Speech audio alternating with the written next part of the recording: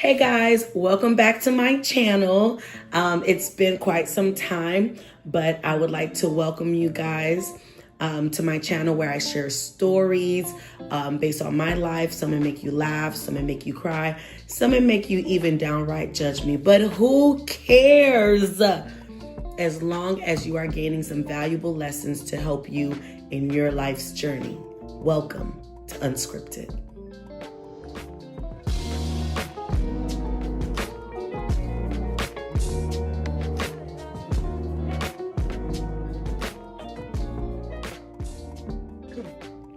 All right, you guys, so I have some news to share. I know it's 2025. 2024 has been such a great year for me. I always set goals, things I would like to accomplish, and I for sure have accomplished, or I did accomplish several goals last year. But there was also a twist to it all. This wasn't a goal, has never been a goal before, but I, Andina Pierre, am engaged. Oh my gosh, you guys. Could you believe it? I am actually engaged. I am engaged to perhaps the most awesome, considerate, loving, strong-minded, just awesome man. And I look forward to being Mrs. Lixine within the next couple of months. Like, we're getting married rather quickly. And I know that that's not perhaps the most conventional thing, because most people, they like to wait a year or so and whatnot. We're like, no, we're grown. We know what we want, X, Y, and Z. We're moving forward. So today's episode, I want to share tidbits of our stories. I'm not going to tell you everything. It'll be in a book. You can buy it.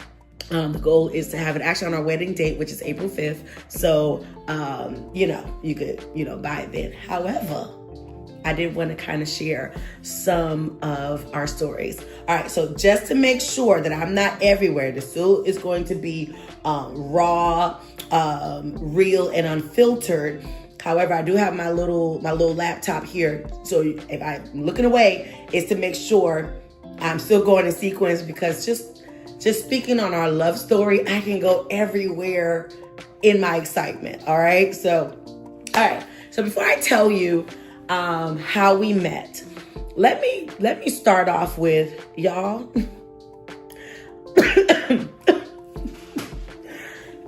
Sorry.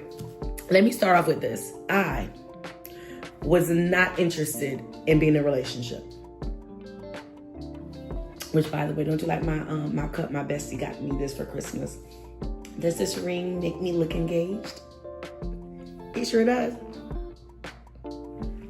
But I was not interested in being in a relationship, and it wasn't. Yes, I had many. I had few toxic relationships turn me off, but I just recall about 12, 13 years ago, my bishop had a meeting with the single ladies. So what he would do, he'll meet with single men, single ladies, married couples, et cetera, et cetera. And this was just something that he did once a quarter, just to kind of keep in touch with everyone, give us words of encouragement, help us navigate through life, etc. Such a beautiful thing. And I will never forget, in that meeting, he said that marriage should not be a goal. It could be a desire. It could be for sure desire. But he said, ladies, don't let that be like your ultimate goal. Don't let that be something that becomes a goal to the point where you become obsessed with it. Because he said, quite frankly, while, excuse me, the Lord will give you the desires of your heart, it may not be now. It may not be tomorrow. It may be several years from now. In my case, 12, 13 years later. And also, what if you don't ever get married? Are you going to just be stuck in the feeling of, oh my goodness, I want to be married, et cetera, et cetera? And that could be very just with observing some of my spiritual sisters in that journey, that could be very depressing. Not to say they were depressed, but they weren't happy also, because marriage became a goal. So I was on a quest, especially within the past couple of years, to live a purpose-filled life. I wanted to know what my calling was. So I worked hard to find out what my calling was. I prayed, I fasted, I read the word. I just became observant so that I would know what my calling was. And some things changed, with the seasons. But I wanted to make sure that my life was in such a way that I was pleasing God. And so that became my focus. So I wasn't just content with being single. I was actually fulfilled in my singleness. And I take great pride. Now, that doesn't mean I didn't date during that time, because I actually was kind of a little bit engaged. Teensy weensy. I was engaged to one of the world's biggest jerks. So glad that didn't work out at all.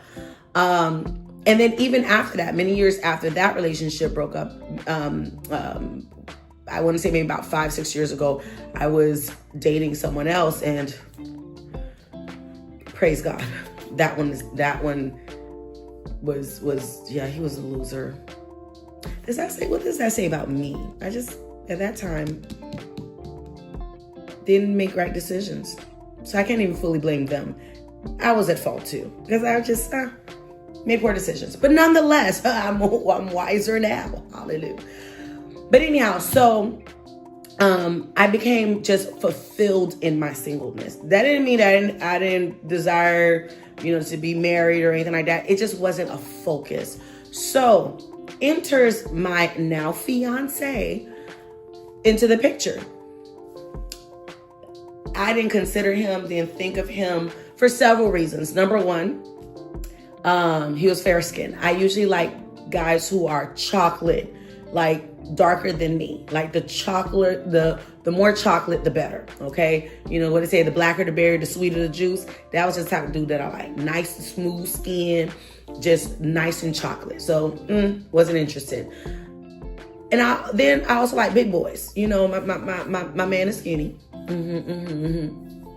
And while, yes, I love being Haitian, I love being Haitian American, I didn't want anybody who was born and raised in Haiti. Why? Because there's such a huge culture clash. And that may be an episode for another day.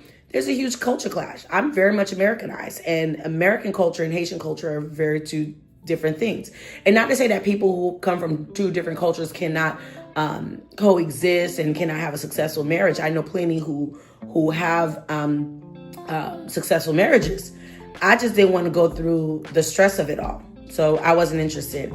And then low key, he's younger. And that was a hurdle that I had to get over, because he's younger, I'm older, I'm accustomed to being with older men. But when I think about if I was stuck there, what I would have been missing out.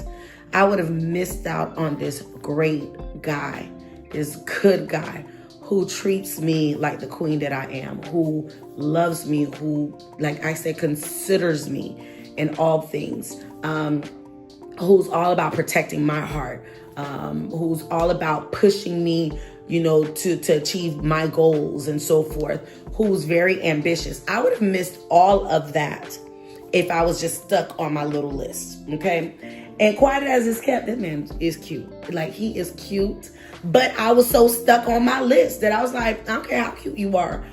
You don't fit this criteria here, and I'm not going to quote unquote lower my standards when I'm like, girl, this man's a man of integrity. He has good characteristic, and dude is cute too. So, but anyhow, didn't fit the mold.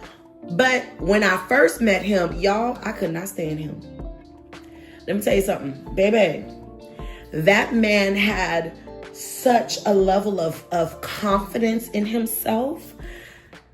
that if you did not know better, which I didn't, you would probably interpret that as arrogant. Because he was just, I would say hello, and he claims that he didn't hear me. Now, y'all, as loud and as animated as I am, what you mean you didn't hear me when I said hello? He heard me, okay? He heard me. But he's like, now he's like, babe, I didn't hear you, blah, blah, blah. He heard me, okay? He cannot convince me that he didn't hear me. But he did answer me. So I just thought that he was arrogant. And also, he questioned everything. And while I like that, because I like people who wants to understand. And as an educator, I'm like, no, if you don't understand something, ask questions. It was to me more combative, or at least I took it as you're being combative, and you rather focus on debating as opposed to actually gaining knowledge. And that to me is usually a sign of someone who is arrogant, someone who is like a know-it-all, and I just don't roll with that. I don't. On the flip side, that man wasn't interested in me. He ended up telling me that when he saw me, he was like, oh, she cute. Yeah. However, y'all, what he did not like, he thought that I was too serious. He didn't think that I had much of a personality. He's like, you're just so serious all the time. And he said that my alpha personality was actually a turn off for him, because based on his experience, right? Sometimes the women would not be as respectful. And so I'm like, well, define that, because if you said something off color, don't get mad when she says something off color. Like, it is what it is. Women have brains and all that. So I took it as, he's being misogynistic, when really that's not what he was saying.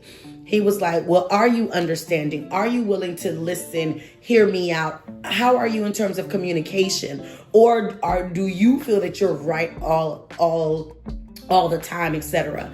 So he had some valid questions, valid reasons to think, even valid reasons to think what he thought. But it wasn't until a singles event that I hosted at my church that he got to see another side of me. It wasn't just Minister Ann. He got to see just Ann. My hair down, I'm laughing, I'm joking, I'm clowning around with people. That's really, really by nature, how I am, especially if you see me around my family. Oh my gosh. I just like having a good time. I just really do like having a good time. And so he started seeing like, okay, she's actually pretty cool.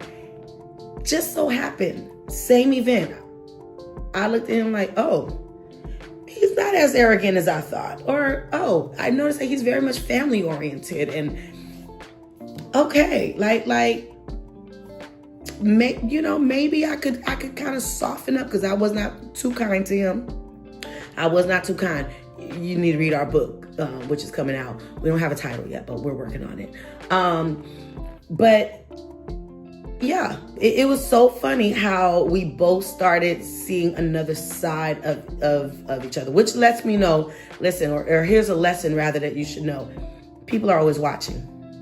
People are always watching. So you need to make sure that, conduct yourself accordingly. Don't send your representative, but if you really want to get to know somebody, get them outside of their element, or the element that you know them in. So if you meet someone in church, don't just observe how they are during services, right? Because that's their time with God. They're just worshiping whatever. So they're going to probably look, oh my gosh, so holy, so pure, so this and that. Let me tell you something. I've seen enough people who fake the funk that I highly suggest that you see them outside of their element. Just see them, whether it's a ministry event, whether it's an outing, see them outside their element. See how they treat their family. Because one thing during that social that I really liked was how he was engaged with his family, especially the women of his family. the way he admires his cousin, admires the girl. He has such a good relationship with his sister. Yeah, they argue, whatever. That's, that's siblings, right? But he has such a good relationship with them. And just to see how much he admired his cousin as well, that lets me know, okay, he respects women. Now, his male cousins, he loved them and all that, so forth. But I in particularly checked and observed how he was with the women of his family. His aunt is like his second mom. Like, that lady is one of his heartbeats. He's very much caring, protective. If he has it, they got it, right? That's how he is with them, and that is low-key so sexy to me. So sexy to me. But anyhow, so we met. We didn't like each other. We made assumptions about each other. But over time, we actually started forming a friendship. And really, we formed a friendship because primarily because of praise and worship. He joined the praise team, and I would just, I have a weird sense of humor. And so, sometimes I would say something and people would get insulted. I'm like, no, I thought I was being funny. Guess I wasn't. But he got it. Even when he was the butt of the joke, he got it. It wasn't like an issue for him. In fact, he can give it too. Like, he's witty. And that caused us to actually have conversations after rehearsal. But this one rehearsal, I was like, ooh, okay. Like, I don't know why I'm very comfortable with him. It took several conversations, but this one, it was a turning point for me. Like I'm really comfortable having conversations and discussing deeper topics with him. We talked about family. We talked about goals. We talked about future. We talked about just philosophical positions and thoughts on different topics. Nothing salacious. Everything was pure. I mean, it better have been. We were in the sanctuary, okay? But nothing. It was just like really good conversation. I want to put a pin on that. Let me back up a few months earlier. Actually, the year prior. So I want to say probably November of last year, we had this prophet who came to the church. We love this man. When I tell you I love this man, I love his wife. Beautiful family, just beautiful family. So humble, so supportive, just down to earth. I just love this family. So he came, and I was in the back, and I said, Jesus, today I need a word specifically for me. I need a word, and I'm not leaving until I get a word. And what I was really focused on was my family getting saved, and there was there was this position I was going for at my job, and I'm like, Lord, I need you to move on my behalf. I want this position, pay increase and everything. So while he's preaching, he calls his wife. So I'm in the back. I'm just walking. I'm praising. I'm praying while he's preaching. I'm like, yes, I'm receiving what he's saying. I'm hearing the word and whatnot. So then he started to prophesy to some people. And while he was up there preaching and prophesying, he told his wife, he said, hey, I need you to go on the mic, y'all, in front of everybody, okay? I need you to go back there. Sister Ann is wanting a word from God. Baby, I want you to go and pray for her. Okay, so his wife came and prayed for me. I'm like, okay. So she's praying, speaking in tongues, everything, just praying. I'm not really feeling anything. I'm just like, but then I'm like, no, and focus. I want my family to be saved. I want this and that. Whatever. I'm just praying. She immediately stopped praying. Sister, are you married? I paused. I don't know if she realized that I paused and then immediately answered. Because what was going on in my mind was, lady, what does this have to do with anything I'm praying for? Okay? Like, I need you to be in tune with Jesus because this is what I'm asking. This is what I'm looking for. And you talking about, am I married? But I didn't want to be rude. So I said, no, ma'am. She said, okay. And she started praying again. Then she ended up saying, the Lord is saying that he has a husband for you. And she walked away. No, that's not true. She prayed a little bit more and then she walked away. Y'all, when I tell you, I was so upset. Like, I'm like, God, okay. All right, thank you for the word. Now I need you to send me the real word, okay? A husband? Like, my mom, that's the first of this thing from my mind. Like, I'm not focused on relationships and so forth. I'm looking to finish my doctoral program. I'm looking to achieve some goals. I'm looking for this promotion. I'm always praying for my family to take care of them, etc. That's what I needed a word for. Now, one time was I thinking about marriage. So I was just like, okay, God, I left service frustrated. I'm not gonna lie, I was frustrated. A month later, he comes back and he's preaching and so forth. And on the microphone, now this time he's prophesying, people said, on the microphone, he says, I have a word for you, but I'm going to tell you after service. I won't do it during service. So that at this point, I'm like, oh, Lord, I thought I was doing well, but if I did anything wrong, forgive me, Lord, just, wash me clean. I'm repenting for everything that I could think of. If I thought something that perhaps wouldn't please God, I'm just a thought I'm repenting over. Because I'm like, why is he not saying this on the microphone? Or then I'm like, oh my gosh, what type of damnation? Wow. I'm thinking of Dalmatian for some reason. But what type of damnation is going to come on me? I'm like, oh my gosh, Lord, I'm trying to live right. I'm trying to please you. What's going on? So I go to him after and I say, hey, he's like, he's like, you really want to know what the Lord has to say? Yeah. Like, that's a dumb question. Like, that's another thing. I don't like when these preachers, don't ask, you too smart to ask stupid questions, okay? You knew that I would want to know, okay? And why would I have gone to you? Oh, let me straighten up my ring, y'all. Okay, hold on. Why would I have wanted to go to you if I didn't want to know what the Lord said? Sorry. So the prophet said that he believed that this time next year, 2025, this year, that I would be married. Like, okay, thanks. Because here's the thing. Now, not that I didn't have anyone.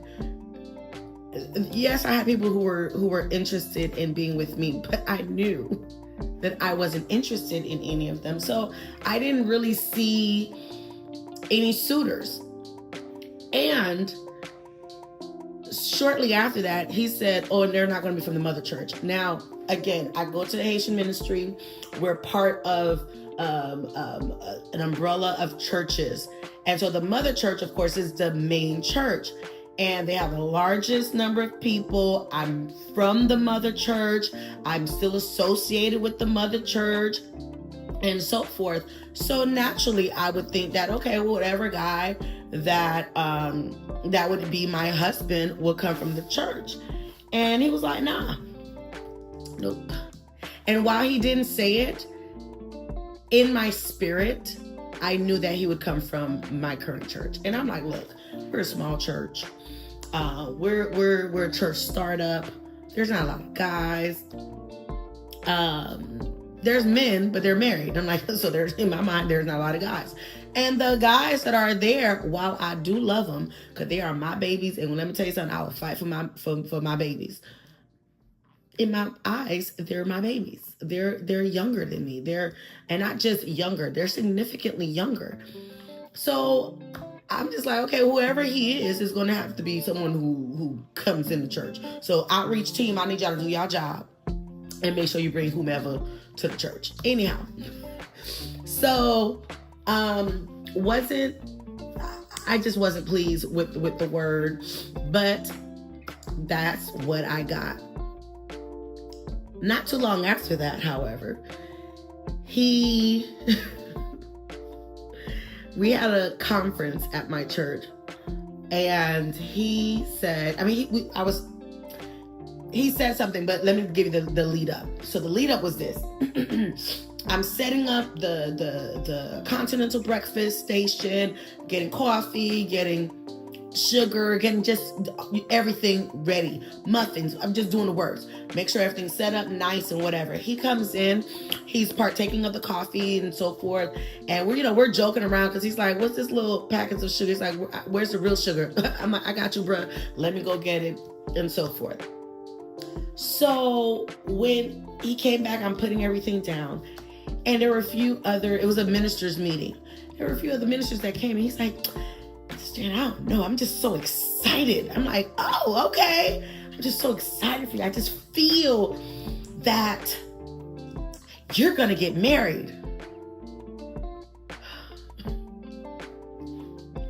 Like right now I can laugh about it because I'm like, hey, he wasn't wrong. But in the moment, I'm like, look, bro, if you don't stop it with this, I'm going to get married stuff. And there's other people around.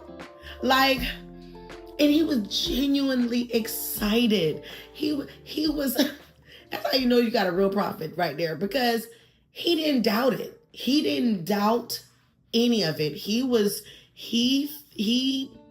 The Lord showed him this, and he was just speaking it, just reminding me like, hey, you're going to get married. Okay, so a month prior to that, okay, so that's why I said I had to make sure I had my little notes here, because a month prior to that, because I want to make sure I'm not jumping around, but a month prior to that, during rehearsal, I'm at the sound booth, and my pastor, he plays the guitar, and he's right next to me, he's playing the guitar, and so forth. And we have like a little sound booth. I'm calling it a sound booth. Really what it is a small little table, and we have our soundboard, okay? And he's right next to the soundboard playing. And I'm just, tinkering with the soundboard. I'm looking at the lyrics of the song, and then something just said, look up.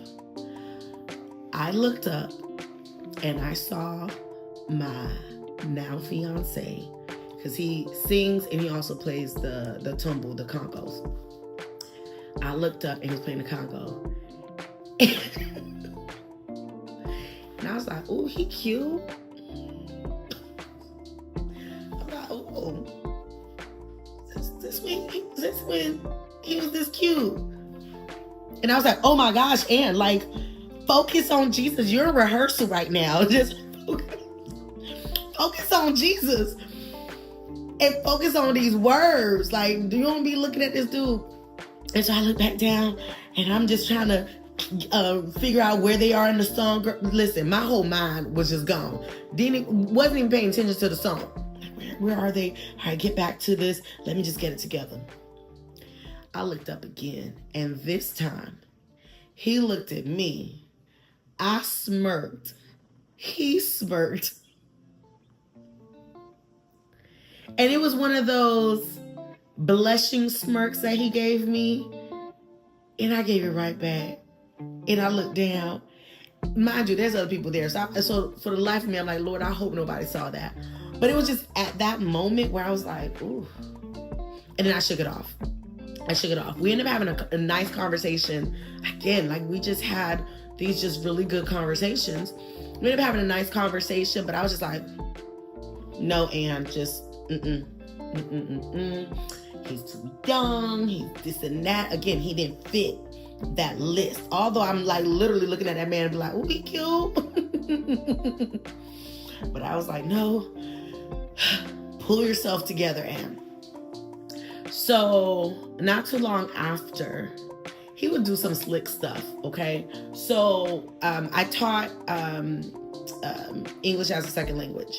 At my church. Is a free program that we offer to it is a free program that we offer to the community and to our members, right? Because we had several people that was just coming from Haiti who need to learn English, and he was one of those that he knew a little bit, but he wasn't confident in English. So I was like, okay, well, come to the class. We'll you'll learn. And after those classes, we would have conversations. He would just kind of linger after, just for us to talk. After rehearsal, he would just linger just for us to talk. after service. Like he just made it a point to talk. Then he started getting a little bit bold. Now, throughout all this, y'all, hand on the Bible, I didn't think that he was interested in me. Like I wasn't even, I didn't catch on. Like I'm one of those girls that unless you directly tell me that you like me, I'm not going to assume that you do. And so I don't care what he was doing. I just didn't interpret that as him liking me. Until one time I did get a little bit suspicious, where after service one day he stayed, so at that time, I don't do this anymore, but at that time, after morning service, I would stay in my office.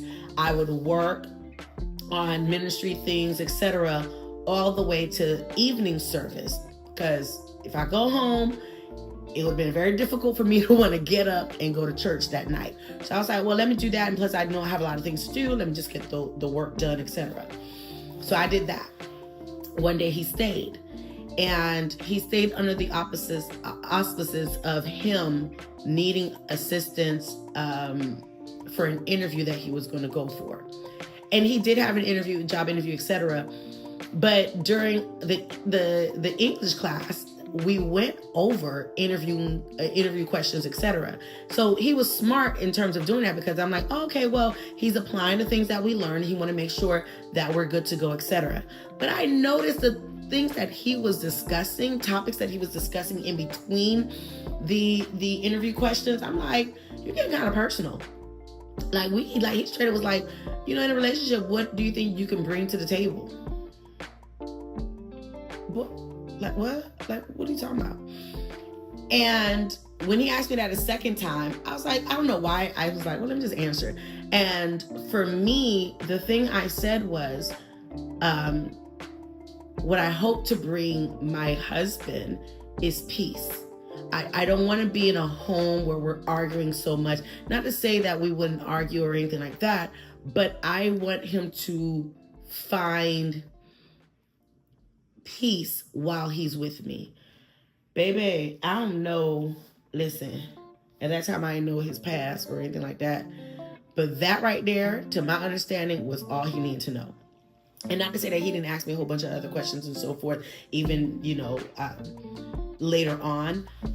But that answer gave him the assurance that, yeah, this is someone that he needed to get to know a little bit more in a deeper level, because we were getting to know each other, but just surface level friendship, etc. And then we started getting to know each other a little bit deeper. But when I answered that question that way, when I said peace, because I've been around a lot of toxic situations, that I said in my home, in my relationship, in my marriage, what I want is peace in the home. That doesn't mean that we don't address hard questions. That doesn't mean that we won't tackle things together. That doesn't mean that we will not have argument. But at the end of the day, there needs to be peace in my home. And so that was such a huge thing for him. And so we found ourselves talking every day, texting every day, like just getting to know each other even the more. And what I've always loved about our relationship is that we've always tackled the hard questions. Even in our friendship, we did not shy from discussing what would be considered the taboo questions. Again, nothing salacious, no sex talk or anything like that. But we addressed hard question. Even in our courtship, even when we were, because we took it up a notch when we started dating. We asked each other, he's like, we would take turns in terms of asking each other questions. He's like, okay, baby, do you have any questions for me? I say, yeah. What do you think about prenup? Which, baby, that conversation took 3 days. That conversation, but we needed to have that discussion. We needed to talk about kids. I never wanted children. Just as much as I was like, I'm okay, I'm fulfilled in not being married. I also never wanted children. Well, of course he wants kids. So we needed to have those hard questions. I'm very goal oriented. Thank God he's very much goal oriented. But how will that mesh? Certain things we won't be able to do at the same time. Who takes priority in those cases? We had to have those hard questions, dealing with our past traumas, because if you've been following my channel, you know I've had some traumas, especially in terms of relationships. Well, he has had some trauma. And so we had to tackle those topics. And what was great is that when we decided to be serious, we actually, what I call a premarital counseling. Even before our engagement, we sought counsel from my spiritual mother, and she made sure she had us address even harder questions. But I'm kind of getting ahead of myself. But nonetheless, we started talking and so forth. And one day we were talking on the phone, and at the end of the call, he's like, all right, I love you. And I said, oh, I love you too. And we hung up. I laid down. I immediately got up. Yo, Ann, did you just tell a dude that you love him? Like, that's something I've never said. Let me tell you, there's things I do in this relationship I've never done. I've never written a guy love note, no nothing, no lovey-dovey text. Since I was a kid, I never did that. For sure, never told a guy, even the guy I was engaged to before, never told him I love him. Like, what? I'm like, hold up. So I text him, I'm like, did you just say you love me? And he responded, did you say you love me back? Yeah. He's like, yeah. And it was just, it's like we're little kids. And so we laughed about it. Like, we ended up talking, we ended up laughing about it. And I was like, oh my gosh, I cannot believe I told, like, let me tell you again, I've never done that before. Never told a guy that I love them. Not in that way. Usually I'm like, hey bro, love you, that type, which is in a platonic way, but not in this case. And I was like, oh my God, it was so natural. It just felt so natural. We're just so comfortable with that. I did skip a part. Okay, how did we get to that point? So when we decided that when we were honest with ourselves and we're like, yeah, we're interested, we still didn't start the courtship or date. We didn't do any of that, because what we did not want to do was waste each other's time. So I said, you know what, hey, I'm going to be fasting, because sometimes what I do, especially for some of the members of my church, sometimes they'll be fasting, they'll pray, and they'll say, hey, Sister Ann, would you mind covering me in prayer? So I would essentially fast with them or pray with them or intercede for them while they're fasting, etc. But there was this young lady, one of my mentees, we were talking and we said we're going to fast. Okay, we ended up saying we're going to fast. I'm going to cover her, but I would, in this case, not just intercede for you. I'm going to actually fast with you. So I told him, I said, hey, I'll be fasting on such and such date and whatever. And what I want to do is fast an extra day, because I want to pray about us and see where we go with this. He's like, beautiful, let's pray. He's like, I'm going to join you in the fast and let's see what the Lord says. Because if we don't get a word from God in terms of this relationship, let me tell you what this man told me. If we don't get a word from God concerning this situation, I don't care how much I like you, we ain't gonna be together. I'm just drinking my coffee. I'm like, the nerve of him. The nerve, okay? But it was cute though. And so we prayed and we fasted.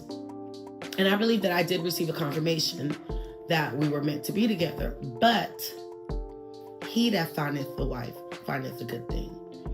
I wanted to make sure that there was no question from his end. So I made sure I didn't tell him. I was waiting for him. And so even when he said, hey, did you get a word? I said, yes, but you're going to get a word. And when you get the word, then we'll know how to proceed. And that was the bottom line. It was frustrating. It was like, because I was like, sir, are you not listening to Jesus? Like, this is, we went over a week here. Like, get it together. And turns out what he was waiting for was a confirmation. And we ended up getting confirmation unbeknownst to me. So my pastor from the mother church, because I'm like, we do have a pastor, an immediate pastor within the Haitian ministry, but from the mother church, pastor spoke to me. He's like, hey, you talking to somebody? I'm like, sir, like in my mind, I'm like, who telling you my business? Don't be talking to Jesus, okay? Because I don't need Jesus to tell you my business. Long story short, I ended up telling him, I said, yeah, this guy, we're getting to know, whatever. He's like, he needs to tell your pastor, Haitian ministry pastor. He needs to tell your pastor so that the Lord would bless this relationship. You're not doing anything in hiding. You're not doing nothing, whatever. You need to be quite honest and transparent with your pastor. And it was really good because it's accountability. It's very much accountability, especially if you're like me who don't believe in doing certain things before you get married. Okay, don't do it. It's very important that you have accountability. When I told him that, he said that was the confirmation he was praying for. He said he wanted to get a word from someone who did not know that we were in a relationship and whatnot, who wasn't part of the Haitian ministry or didn't suspect anything, etc. He said he was waiting for that word from God. And then from there, he was like, all right, this is where we are. So eventually he told our pastor, etc., etc., etc., etc. All right. So the fasting, the prayer was just such a great thing because it also caused us to pray for each other, for us to support one another, for us to have devotions, for us to just make sure that we made God a priority. Not a priority, but the priority in our relationship. Everything that, even down to today, we were talking about something and, he was like, he'll bring up the word. It's like, baby, with, X, Y, and Z. It just helps us to keep each other accountable. He does not have a problem when I say, baby, well, the word said X, Y, and Z, or, hey, this is how I understood the word. How did you understand it? And we just have that discussion because we always want to make sure that God is at the center, the foundation of our relationship. So prayer fasting was wonderful. So we started just communicating every day. We had our chaperoned dates. Sometimes that alone was funny. But got to know, we're obviously getting to know each other a bit more and so forth. And I said this, I told him, listen, I'm a woman of a certain age. I can tell within a few days, few months, few weeks, whatever, whether or not it's going to work. So I said, look, if you are not ready within a year to be married, not at that time you're proposing, but to be married. If you're not ready, then hey, let's stop this. Let's stop this. Let's just stop. And he's like looking at me like I was stuck on stool because he's like, nah, we're gonna be together, etc. But he was also clear. He had certain things that he wanted to accomplish before then. And I'm like, okay, well, again, if you don't feel like you're going to be able to accomplish all of that within a certain time frame, hey, it is okay. I wholeheartedly understand. I don't want to put you in a position that'll be just detrimental to you achieving your goals and so forth. Just hold off. And he was like, no. I think honestly, I'm not a person that like to give ultimatum, but I do believe that kind of fueled him to try to achieve, because he's already goal oriented. But that I believe expressing that and just being honest with him about that just kind of fueled him to move at a faster pace. And so, and it kind of worked because, hey, getting married. So he made sure that he got certain things in order. And we were just it was just really great. It was really great because the constant communication, us doing our premarital counseling, and here's what's dope and so weird about our relationship. We knew the time frame of our wedding even before the proposal. He didn't propose to me until December 17th of last year. And it was just it was just so us because it wasn't planned. We, on that date, had planned a photo shoot. And so we were in the middle of a photo shoot. And we were doing a photo shoot because we knew that by the end of the year, that's why I said we're so backwards. We knew that by the end of the year we would be engaged. I just didn't know when. I honestly thought it was going to propose to me on Christmas or on New Year's. New Year's Eve. But yeah, he said the moment was right and he wanted to capture the moment. So I was so happy because our camera person, our photographer, was on it. She took, in fact, my phone and record the whole thing. I didn't even realize that it was going on. In fact, let me tell you about the proposal. So we're taking photos and so forth. And he's like, "Oh baby, I gotta go to the car. I gotta get something." I'm like, "Oh gosh," right? But I'm like, "Okay, baby." Didn't give attitude, nothing. I'm like, "Okay, honey." So glad I didn't give attitude. Oh my gosh, because I probably would have ruined that whole moment for him. So he comes in and, I'm taking just solo pictures with the photographer and just whatever. He comes in, I'm like, "Hey, babe." He's like, "Hey, babe." He's like, "Baby, you are so beautiful." Now, mind you, he's very complimentary. He always, talks about how beautiful I am and this and that. So I'm thinking nothing of it. I'm like, "Oh, thanks, babe. Like, let's get to this. Let's get back to taking these photos." And he's just going on and on. He's like, "You're just so beautiful. You're so intelligent. I love your spirit. I love the fact that you're a woman of God." And he's just going on and on and on and on. Again, I'm not picking up on nothing because he is so much like that. Like he loves to express his love for me. And so I'm thinking nothing of it. Except that this time I'm like, "Yo, he's going a little bit longer than usual." Like, "Sir, okay." So I said, so then my photographer was taking pictures. So I'm like, "Oh, okay, so she's taking pictures. All right, let me not have him stop." So I'm looking at him and I'm interacting. I'm like, "Oh, thanks, babe." Because what he was saying was so sweet. I was like, "Oh my God." Listen, I was such a girl. I was like, "Oh my gosh." I'm like, "Thanks, babe. Oh my gosh. I love you too. You're amazing too," etc., etc. Then he says one of the dopest lines, and I know I'm going to butcher it, but he said something to the effect of, "Even when we argue, I don't care if we argue, when we argue, what we're arguing about. I just know that you are the one for me. There's no one else that I would want to argue with." Now, mind you, he said it was so much more suaveness. Okay, please forgive me. But I was like, "Yo, that's a dope line." Like, oh my gosh, like, babe, like, oh. Then suddenly it was like slow motion. So he's saying all this, I call it fufu shushu. He's saying all this fufu shushu stuff and whatever. And I see slowly, he's like lowering himself and his hand is going in the pocket. My crazy self got up. I'm screaming. I ran to the corner of the room. I'm screaming. I'm like,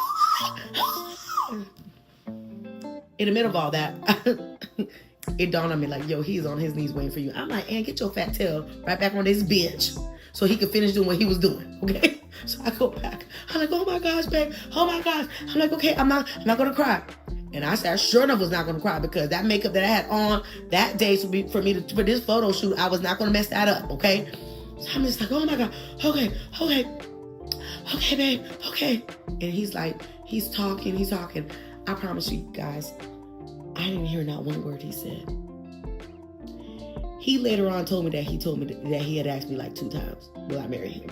I didn't hear none of that. All I just kept hearing, "I love you." And I'm like, that's literally what I heard. And I saw his lips moving. I'm just waiting to hear, "Will you marry me?" Okay. Anything he had to say at that moment, I don't know what he said. Now again, supposedly he did say, "Will you marry me?" But I didn't. And I was like, "Baby, hurry up and ask me." I literally said, "Baby, hurry up and ask me." And by this time, he's smiling, but he's like, huh? Again, later on, I found out because he did ask me. He's like, do you want to marry me? Yes. So it went from will you to do you want to? And it was so us. It was just so us. I love the fact that, to be honest with you, that moment showed that he listens. And mind you, there has been other moments where I'm like, no, this man listens. He's very attentive and he remembers things that I told him like a year ago. But, and the reason why I know that he listens is because I've told him once or maybe twice when we've had conversations months prior that I'm like, I don't like the fanfare proposals. I don't like, and I don't knock anyone who makes it a grandiose thing. Like, it's beautiful. If that's what the couple wants, if that is how the man wants to express his love, if that's how the woman wants to receive it, do what works great for you. Like, oh my gosh, it's like, just go all out. But I was like, I don't want the fanfare. Like, in fact, it was a joke to me. The fanfare for me, and again, this is for me, was a joke that I used to tell people. I'm like, yeah, if somebody's going to propose to me, I would rather that they propose to me at a WWE match. Because back then, I used to love WWE. Like, oh my gosh. You couldn't tell me nothing about no WWE. I was like, yeah, just propose to me at a WWE match. Like make it unique and whatever. But really what I was indirectly saying was that, no, I want something intimate. It's just us. I don't need an audience. I just want it to be us. And the fact that this man gave me what I wanted, because I know that he was toying with the idea of doing it in front of people, my family, maybe his family and all that. I know that. But again, I could tell that he listened to me and he knew what I wanted without me prompting him. Because I'm like, hey, this is your expression to me. So this is really more, this to me is, proposals are more so the moment for the man than it is the woman. I know it's the woman that have to say yes, but it is really more so to me, his moment than it is mine. And so I was just so happy with the intimacy of that moment. I'm happy that we were able to capture it in photo and video. I was happy that I was dolled up, okay, because I was super cute, okay, I was super cute. Thank God, right? On that day, and it was just us. It was just our moment. So that was the proposal. But there's just so much that we've learned along the way, more that I'm looking forward to share with you, whether it's through this podcast or through our book that will be out in April. I'm just excited about this new journey that we are on. Now, next week, what I'm going to do, I will talk to you about the announcement, because after the proposal, right, we waited 3 weeks to announce it to our churches. Now, that one is a little bit unique. Now, we did tell a few family members that we were engaged, but to keep it in from our church families for 3 weeks, when I tell you it was hard.